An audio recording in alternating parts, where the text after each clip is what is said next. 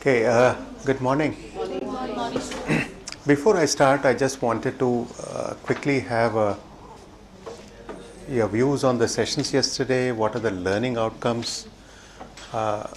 Because we are trying to figure out, I think Poonam was asking yesterday, I think, how do we design this course? And I think, she's still not very comfortable with what has happened yesterday. I mean, still you feel that there's a lot more you need to know about how to design the course, I think, right? I mean, let me just tell you, Poonam, I mean, what we had in mind when we designed this course. We normally start off with entrepreneur, interview with the entrepreneur, to highlight what they have gone through in terms of the journey. Maybe there are certain things which they wouldn't have done, if given an opportunity, and there are certain things which have done very well. Yesterday, if I really, if you look at the entrepreneur, I mean, can we have the laptops switched off so that we can? Yeah, I think if you recall the discussion yesterday, one interesting aspect came out was that when he started thinking of launching the product, it's something that he has done very few entrepreneurs normally do. I mean, the first time entrepreneurs, in fact. Like I said, I mean, they are fascinated by a certain idea. They quickly feel that there's a market, get a prototype, or even produce that in a big scale and go to the market, and then realize that maybe the market requires a different product or different features or whatever. They go back to the drawing board and then try to really again work on it and come back, and they probably do the iteration at a later point of time, which is not the best thing to do, because you obviously lose a lot of time, and you also spend a lot of resources on that. One thing interesting that you find yesterday is that he did both simultaneously. While he was trying to really understand the customers, he would go talk to them. He would also show a prototype which is probably not fully done, take their views, and then come back and then do something on it, go back to the customer once again. So this particular process, which is a parallel activity, not sequential typically what many product development models talk about, where you go from idea to commercialization as if it's a sequential process, right? I mean, in fact, I think what he has done yesterday is typically we call that as concurrent engineering. I mean, that means you look at the market, you find out what features they're looking at, go back to the drawing board, work on it, make out another thing, improve on it, go back to the customer, and then go through the iteration simultaneously, which is one, I think, in a very interesting outcome. In fact, if you look at Steve Blank, I mean, several videos which are there on the net. Even Amar Bide speaks about Amar Bide speaks, yeah. Developing, note and developing startup Right. strategies. So I think this is something that maybe entrepreneurs can probably look at, and maybe you can probably tell your students. That is, I think, one of the key learnings that we have seen. More important is, I think, we also see how they think of an idea and how they commercialize and the journey. In fact, this particular session actually sets the tone for the entire program after that, because you keep on drawing those examples from that particular interview. Unfortunately, it didn't happen. It happened towards late in the evening yesterday, but nevertheless, it was a very interesting talk. So I would suggest that if you are planning a course, something like that, I think one of the things could be that you can start off with an entrepreneur to start with. That becomes a backdrop for the entire program, and then after that you can just note down and say, every time some other issue comes up, and say, look how they have done marketing research, or how they have not done it, and then start using that as an example for you to really then follow up with the rest of it. The next part of it, I think, any other things that you have noticed, particularly in the interview, which you found interesting, which you felt, and I think, it could have been done better, or something else.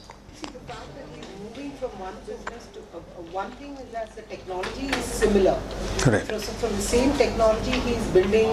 He's just looking at different consumers. Right. Once it was schools, next it was some organizations. So that the technology is something that he knows, right. And then he's building to different customers. So that's right. one takeaway. Right.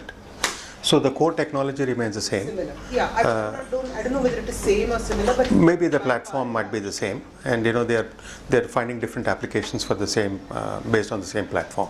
Yeah, Vanita. Another, I think, advantage to his venture was the need was already there in market. So Right. he did not develop the market for his product.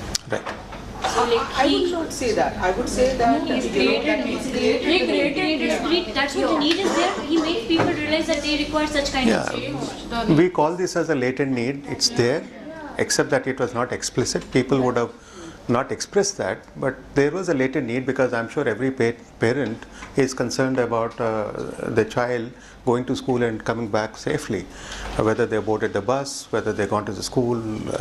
These are very genuine concerns of many, and he has exploited that particular opportunity. I mean, so the opportunity was there, except that he was probably the first to really exploit that opportunity. I mean, so which is another thing that we can certainly talk about.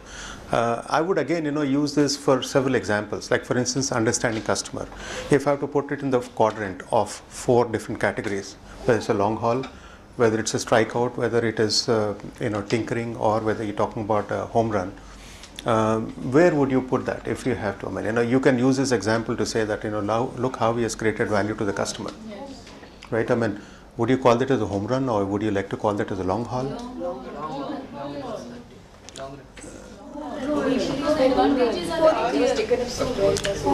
Home run. One would not say one would say home run only if one knew his revenues or whether how profitable is his business. Now we have no numbers or anything, or I don't think he mentioned that I have 100 schools, 200 schools. No numbers came up. He said 200. He said 200 schools. He said 200 schools. Yeah. So, But we should have found out when he, there were 4 people with him when he started off this and working on some idea, and the entire know-how was there among the 4 people who came together. Now, this is also very challenging. I think when you do a hands-on entrepreneurship or any business, सारा का सारा skill set और know-how आपको 1-2 लोगों में या अपने में नहीं मिलेगा. So that creates a major obstacle. No, that Second is scaling also we have no idea कि ठीक है एक product है, पर उसको what was his cost of executing that thing? That we have no idea. Yeah. Then how did he? Okay, he was a student. Maybe he didn't care at that time, initial phases, much about revenues. But then there must be certain cost which he had to bear. So we don't get an idea about the scale. कि एक school करके भी वो काम चल रहा था कि कम से कम 5 स्कूल होने चाहिए तो ही it will make sense. Something break even. You're talking about achieving break even. But here, I think, sir, in this case, with Nalaude's example yesterday, I thought, early he had that core technology. And only what he did was, in addition to it, there were just incremental costs to adapting that to different adapting usages. it to different. Absolutely. And I thought that in terms of scaling, that's why I asked him whether he was a serial entrepreneur yesterday. Was that at some point he sold it off, or he folded the business. So I'm wondering, whether it was because of scaling. No. Or whether it was because of, that he wanted to now say that, okay, now I'm not going to take it beyond this point and I'm just going to, sell it because it's more profitable at this time and look at another idea.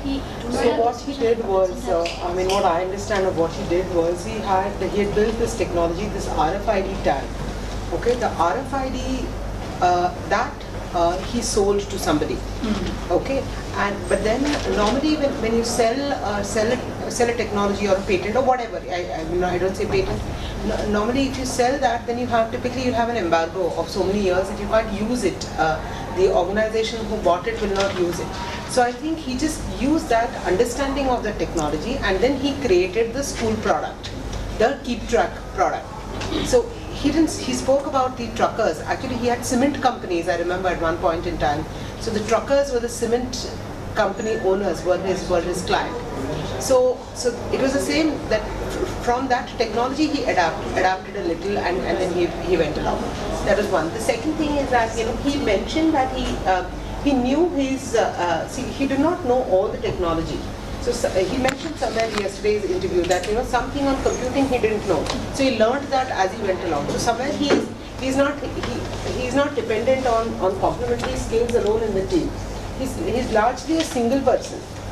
So I don't think he has to be, I mean, that the partnership, I don't think there are. He hasn't So talked about the ownership of organization. No, I think, I think there's one point which comes out very clear. Maybe we should have asked these details when we conduct it. Right. So maybe I think, when we frame the questions and send it across to the entrepreneur, maybe, I mean, we need to really relook at the questions to see, should we ask more detailed questions about what is the size of the market, what's the market share?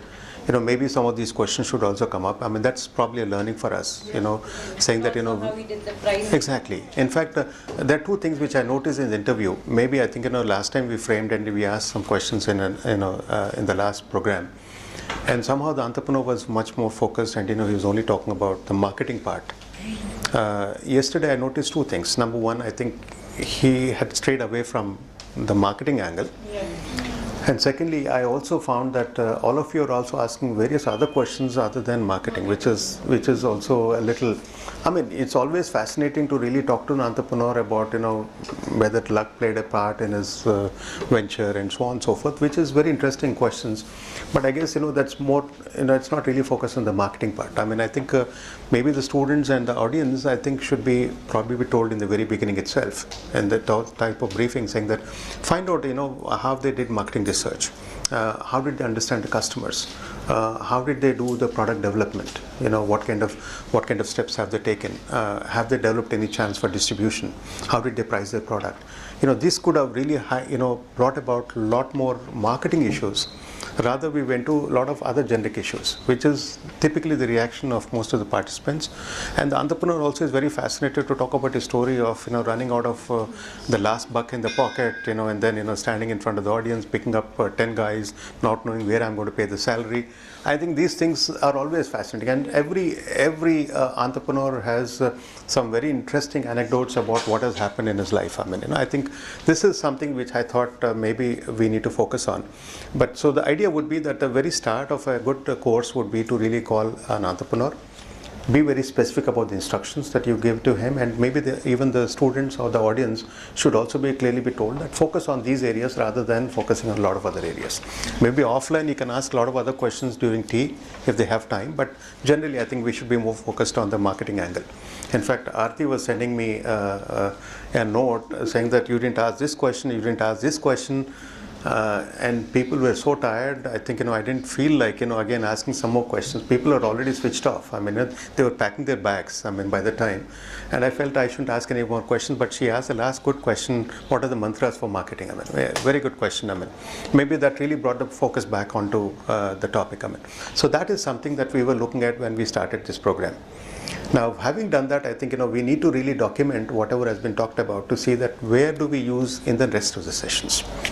And then when we do something like this, we can use a prospect theory to say, if we have to position this particular product in the 4 quadrants, where would you place it? I don't know. I would say it is somewhere between maybe a long haul and, see, it might not fit into the quadrant exactly, but it could be somewhere in between as well. I mean, and it could be somewhere of a home run. Say that it has started from long haul and then become a home run. Is it a long haul? I mean, did it take a long time for the product to really catch on? It doesn't seem to have. I mean,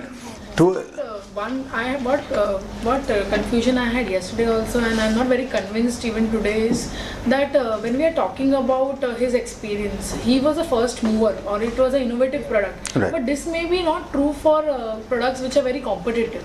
So if I am entering into a market which is already competitive, what would be the different marketing aspects which I need to do? If he would have spoke more, once now he said that he had a number of competitors, if he would have spoke more, then it would have been more fruitful. Maybe, I mean, but if you look at the product as of now, I mean, I think maybe, if you look at the quadrant, there are two important dimensions for any adoption of a new product. Number one, how much do you expect the consumers to change in terms of their behavior?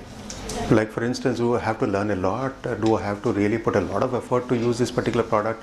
And vis-a-vis the value that you provide. I mean, I think if you really look at it, I mean, there's no similar product, I mean, or there's no comparative substitute for this particular product, except that, the parents would sit at home and worry about whether the kid has come back or not. I mean, other than that, they had nothing else. They can't obviously give mobile telephones to the kids to check up whether they are where they are. So obviously it looks like, it's a home run. I don't know how much he has exploited the opportunity, we don't know. But certainly, I mean, if you look at the value, I think it's a tremendous value. Every parent is concerned about the child, going to school and coming back safely. I mean, and on top of it, does it require any change in their behavior or the usage pattern? Nothing. All that anyway they have hang a mobile, and they would get an SMS without having to, except that you need to pay a little amount of money. But that's a small cost that you pay for the enormous benefit of ensuring that you have a peace of mind. I think it's to me. I mean, it looks instantly. I mean, intuitively as a more of a home run rather than a long haul. I think yes. I think you can classify that in hindsight. When he brought the product in at the first stage, would you have classified it as a home run or a long haul? It's very tough to classify something which you don't know how it's going to pan out. I think if you really look at it, I mean, what does the product do? I mean, it just sends you an SMS, which means everybody has a mobile, so they don't need to do anything to do extra to really get that information. On the flip side, I could have also said that why would parents use something which is based on an SMS? Why can't children just SMS it? Will parents want to use technology? Will parents pay for such a thing? Schools don't allow kids to carry phones. Yeah. No, okay. Otherwise also, would parents want to pay for something like that? I mean, if people are paying, so it's easy to say, yeah, people would pay. It makes sense in hindsight.